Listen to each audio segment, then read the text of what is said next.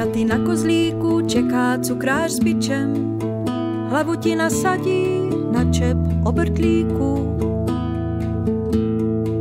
Až 3krát na prázdno pootočí klíčem, až do klokotá se trvačník zvyků.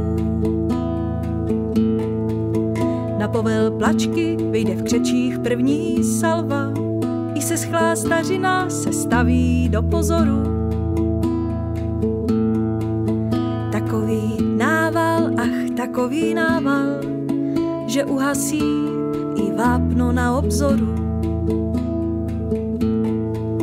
Jenže je tma, ještě je tma, na voze jenom tušíš květy, hlouček žen marně tiší uplakané děti a kde si vzadu horny hrají tuš.